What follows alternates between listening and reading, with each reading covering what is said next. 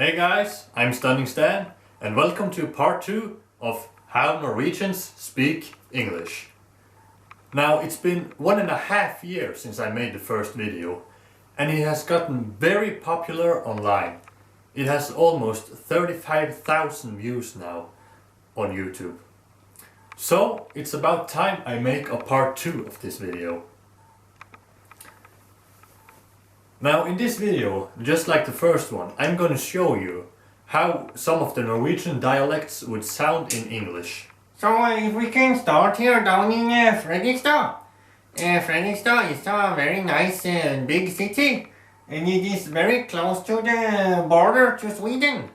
So if you would like to go to Sweden and buy some nice cheap bacon, then it's not far from Sweden. And it's very popular around summertime for tourists to come to Fredrikstad. To go to a lot of the nice bathing places and stuff like that. Now a very famous movie from Fredrikstad is a movie called Lange Flate Boller, or Long Flat Balls as it would be called in English. It's a movie about some guys that travel down to Germany to watch soccer. And a lot of weird stuff happen on the trip. So if you have the time to watch the movie, then please do so to see a funny movie from Fredrikstad. And then if we go further down from Fredrikstad and past Kristiansand, then you come to this place called Kvinesdal. Or some people like to call it Texas.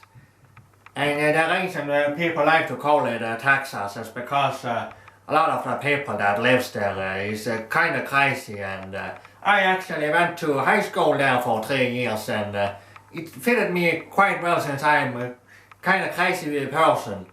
And if you go to Kvinesdal, then you can go and check out the school that I went to. And also you can, if you get hungry, you can go to this place called Smula. On Smula they have a lot of nice cakes and stuff like that.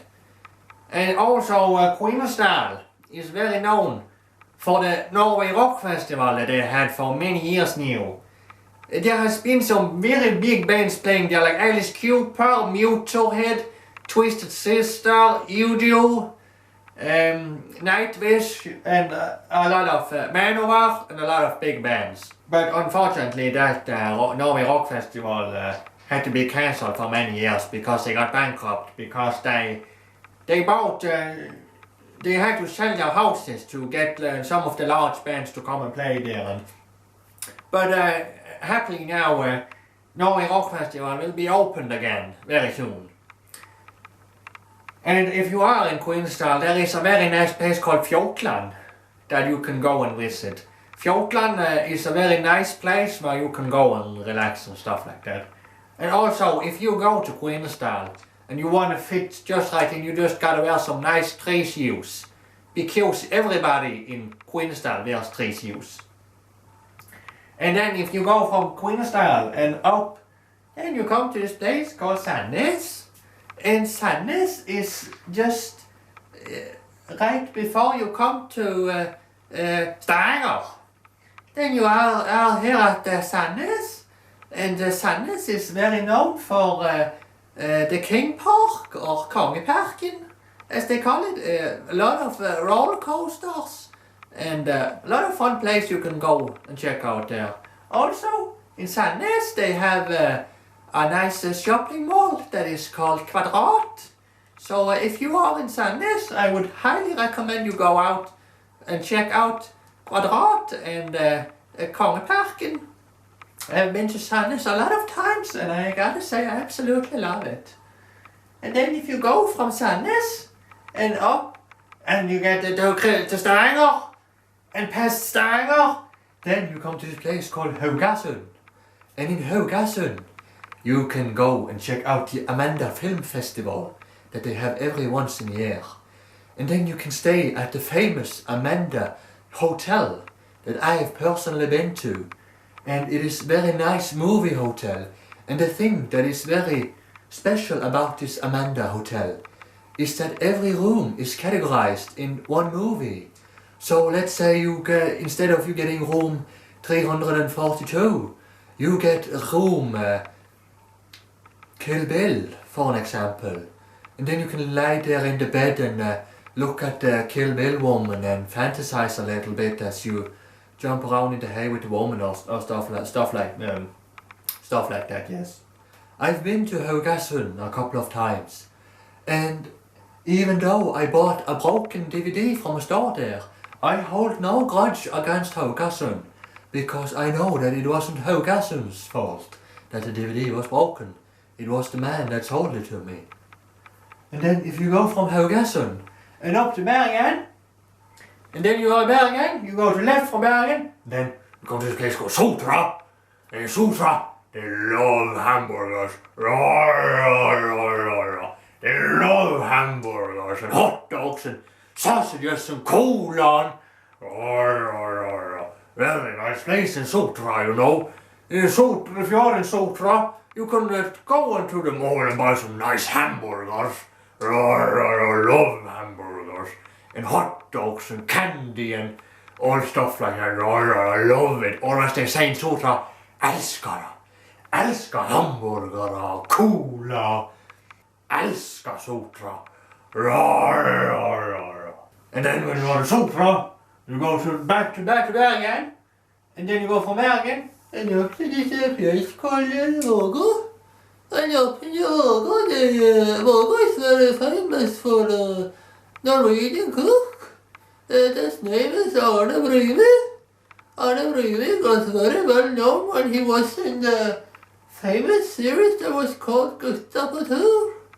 And Gutta på tur, or Boys on a Trip, as it would be called in English. Don't misunderstand the words, Boys on a Trip.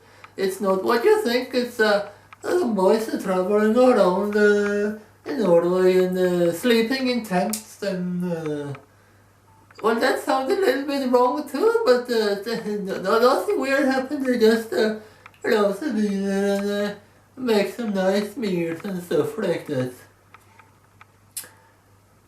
And it is Vågå is actually one of the places in Norway where it rains the least.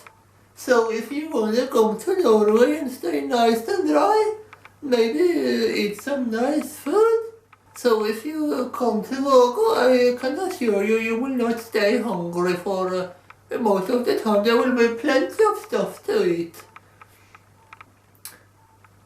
And now that we are in Vågå, we want to go further up to the north. And then you go up to the north. You come to Tromsø. Tromsø is a very nice place up in the north of Norway. Tromsø is actually called the Northern Palace. So even though they probably don't have an Eiffel Tower like they have in Paris, I can still assure you it's gonna be a very nice trip up to Tromsø. And in Tromsø, they are very strict that if you live in Tromsø and you talk like you do in Tromsø and you move down to the south, you must never lose your dialect. Because the worst thing they know is when people go from the Tromsø and down to the south. Let's say you go to Oslo, and then all of a sudden you start to speak like they do in Oslo. That's the worst thing you can do. And the first thing that disappears when you move down from the south to the south is that you lose the Z sound that they make when they talk. Like Jacommand and dangerous and dinosaurs. You must never ever lose that sound when you move from Tromsø and down to the south, because if you do that, you will have this guy running after you to repair your broken dialect. You must never ever lose your dialect. Do you understand that? Yes, because then this man, he will find you, he will hunt you down, and he will repair your broken dialect. And also, one thing that from Tromsø, or up in the north, that is very famous, is a shark. Not a shark that lives under the water, like in the Jaws movies, but a fishing shark. A shark is a very famous boat that fishermen use when they are out and fishing, looking for fish. So, and also, one thing that they always say up in the north is that you must base a shark in the sakan. And what that means is that you gotta stain your shark or it's gonna sink.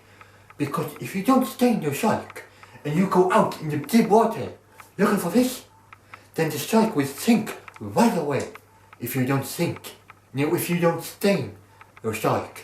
Because if you don't stain your shark, it's gonna sink. And how are you gonna catch fish when you're laying in the bottom of the ocean? Of course, you can swim around the fish, but if you don't have a shark to collect the fish in, what are you gonna do with all the fish? Are you just gonna stay there in the water? We cannot accept that. The fish gotta get into the shark, so you can take the fish in the shark back to Tromsø, slay the fish to check out all the intestines, and eat the fish. Maybe you should cook it before you eat it. So there you have it. This is part 2 of how Norwegians speak English. Now, if you did like this video, then I would really appreciate that you gave it a thumbs up and that you share it on your social medias. And I would really appreciate it if you subscribe to my channel. You can do that very easily by just clicking on me right here. And if you haven't watched part 1 of this video, you can do that also very easily by just clicking on the map right here. And also now that 2016 is coming up, I promise I will upload a lot more videos. Well, since I don't have a job and I don't have anything else to do, and since I enjoy doing this, then why not? So, that's it for this time, guys. I see you next time. Goodbye.